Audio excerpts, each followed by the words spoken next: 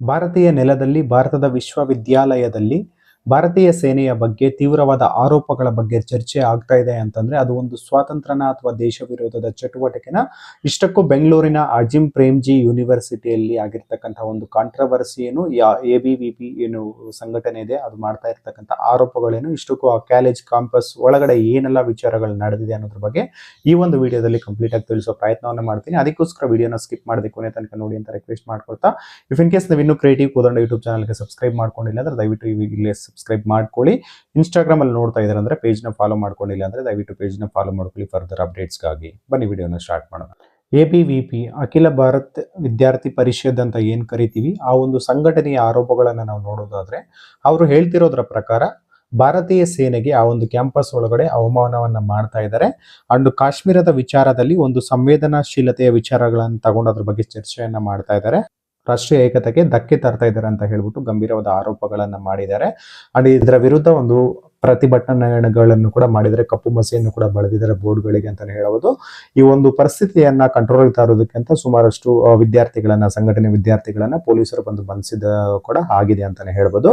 And ಕಾಲೇಜ್ನ ಆಡಳಿತ ಮಂಡಳಿ ಹೇಳೋದ್ರ ಪ್ರಕಾರ ಈ ರೀತಿಯಾದ ಯಾವುದೇ ಒಂದು ಚರ್ಚೆಗೆ ಅಧಿಕೃತವಾಗಿ ನಾವು ಪರ್ಮಿಷನ್ ಅನ್ನ ಕೊಟ್ಟಿಲ್ಲ ಅಂತ ಕೂಡ ಅವರು ಹೇಳಿದ್ದಾರೆ ಅಂತಾನೆ ಹೇಳ್ಬೋದು. ಈ ಒಂದು ವಿವಾದದಲ್ಲಿ ಕುನಾನ್ ಪೋಷ್ಪುರ ಅನ್ನೋ ಒಂದು ಹೆಸರು ಕೇಳಿ ಬರ್ತಾ ಇದೆ. ಇಷ್ಟಕ್ಕೂ ಏನು ಆ ಹೆಸರು, ಇದರ ಹಿನ್ನೆಲೆ ಏನು ಅಂತ ನಾವು ನೋಡೋದಾದ್ರೆ 1991ರಲ್ಲಿ ಜಮ್ಮು ಕಾಶ್ಮೀರದ ಕುನಾನ್ ಪೋಷ್ಪುರ ಅನ್ನೋದು ಈ ಒಂದು 2 ಹಳ್ಳಿಗಳು. ಈ ಒಂದು ಹಳ್ಳಿಗಳಲ್ಲಿ 1991ರಲ್ಲಿ ಭಾರತೀಯ ಸೇನೆ ಅನ್ನೋದು ಒಂದು ಸರ್ಚ್ ಆಪರೇಷನ್ ಅನ್ನ ಮಾಡ್ತಾ ಇರ್ತದೆ. ಏನಕ್ಕೆ ಅಂತಂದ್ರೆ ಅವಾಗ ಈ ಟೆರರಿಸ್ಟ್ಗಳ ಆಕ್ಟಿವಿಟೀಸ್ ಅನ್ನೋದು ಜಾಸ್ತಿ ಇರ್ತದೆ. ಆ ಒಂದು ಉದ್ದೇಶದಿಂದ ಮಟ್ಟ ಹಾಕೋದಕ್ಕೆ ಒಂದು ಸರ್ಚ್ ಆಪರೇಷನ್ ಮಾಡಬೇಕಾದ್ರೆ ಆ ಹಳ್ಳಿಗಳಲ್ಲಿ ಇರ್ತಕ್ಕಂಥ ಮಹಿಳೆಯರ ಮೇಲೆ ದೌರ್ಜನ್ಯ ಎಸಗಿದೆ ಅಂತ ಹೇಳ್ಬಿಟ್ಟು ಆರೋಪಗಳನ್ನೋದು ಸೈನ್ಯದ ಮೇಲೆ ಗಂಭೀರವಾದ ಆರೋಪಗಳನ್ನೋದು ಬಂದಿರ್ತದೆ. ಸೇನೆ ಹೇಳೋದ್ರ ಪ್ರಕಾರ ಈ ಆರೋಪಗಳಿಗೆ ಯಾವುದೇ ರೀತಿಯಾದ ಪುರಾವೆ ಇಲ್ಲ ಅಂತ. ಬಟ್ ಮಾನವ ಹಕ್ಕುಗಳ ಸಂಘಟನೆಗಳು ಕೇಳ್ತಾ ಇರ್ತಕ್ಕಂಥ ಪ್ರಶ್ನೆಗಳು ಅದರ ವಿರುದ್ಧವಾಗಿದ್ದಾವೆ ಅಂತಾನೆ ಹೇಳ್ಬೋದು. ಅಂಡ್ ಇದು ಕೋರ್ಟ್ ತನಕ ಕೂಡ ಈ ಒಂದು ವಿಚಾರ ಹೋಗಿರ್ತದೆ. ಅಂಡ್ 2016ರಲ್ಲಿ ಬಂದ ಪುಸ್ತಕ ಡು ಯು ರಿಮೆಂಬರ್ ಕುನಾನ್ ಪೋಷ್ಪುರ ಅನ್ನೋ ವಿಚಾರ ಬಂದ ಮೇಲೆ ಇದು ಮತ್ತಷ್ಟು ತೀವ್ರ ಚರ್ಚೆಗೆ ಗ್ರಾಸ ಆಗುತ್ತೆ. ಇದು ಒಂದು ನ್ಯಾಯಕ್ಕಾಗಿ ಹೋರಾಟನ ಅಥವಾ ದೇಶದ ವಿರುದ್ಧ ಎತ್ತು ಕಟ್ಟುವಂತಹ ಒಂದು ಪ್ರಹಾರನ ಅನ್ನೋದ್ರ ಬಗ್ಗೆ ಮತ್ತಷ್ಟು ಏನು ಸಾಮಾಜಿಕ ಮಾಧ್ಯಮಗಳಲ್ಲಿ ಆಗಿರ್ಬೋದು ಅಥವಾ ಕೆಲವೊಂದು ಯೂನಿವರ್ಸಿಟಿಗಳಲ್ಲಿ ಚರ್ಚೆ ಆಗ್ತಾ ಇರುತ್ತೆ. ಮತ್ತೊಂದು ವಿಚಾರ, ಈ ಒಂದು ಘಟನೆಯಲ್ಲಿ ಸ್ಪಾರ್ಕ್ ಅನ್ನೋ ಒಂದು ವರ್ಡ್ ಅನ್ನೋದು ಕೂಡ ಕೇಳಿ ಬರ್ತಾ ಇದೆ. ಈ ಸ್ಪಾರ್ಕ್ ಅಂತ ಹೇಳಿದ್ರೆ ಈ ವಿದ್ಯಾರ್ಥಿಗಳ ಒಂದು ವೇದಿಕೆ ಅಂತಾನೆ ಹೇಳ್ಬೋದು. ಈ ವಿಶ್ವವಿದ್ಯಾಲಯದ ಒಂದು ವಿದ್ಯಾರ್ಥಿಗಳ ವೇದಿಕೆ. ಈ ಒಂದು ವೇದಿಕೆಯಲ್ಲಿ ಸಾಮಾಜಿಕ ನ್ಯಾಯ, ಸಂವಿಧಾನ ಮತ್ತು ಹಕ್ಕುಗಳ ಬಗ್ಗೆ ಚರ್ಚೆ ಆಗ್ತಾ ಇರುತ್ತೆ.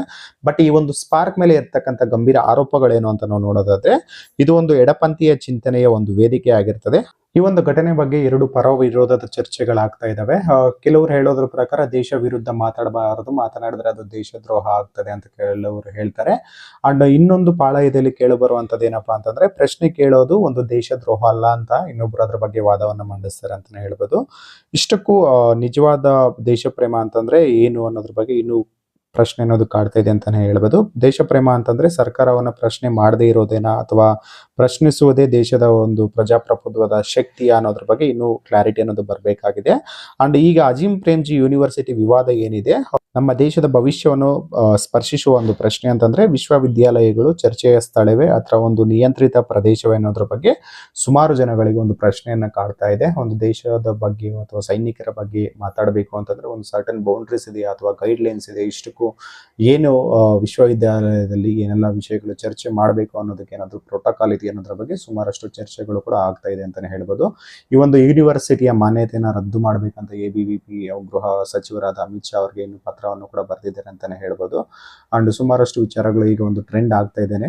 ಇದ್ರ ಬಗ್ಗೆ ಈ ಒಂದು ಘಟನೆಯ ಬಗ್ಗೆ ನಿಮ್ಮ ಅಭಿಪ್ರಾಯ ಏನು ಅನ್ನೋದ್ರ ಬಗ್ಗೆ ಕಮೆಂಟ್ ಸೆಕ್ಷನ್ ಅಲ್ಲಿ ತಿಳಿಸಿ ಅಂತ ಹೇಳ್ತಾ ಇದಿಷ್ಟು ಒಂದು ಸಣ್ಣ ಹೈಲೈಟ್ ಕೊಡೋದರ ಪ್ರಯತ್ನ ಆಗಿತ್ತು ಈ ಒಂದು ಅಜಿಂ ಪ್ರೇಮ್ಜಿ ಯೂನಿವರ್ಸಿಟಿ ವಿವಾದದ ಬಗ್ಗೆ.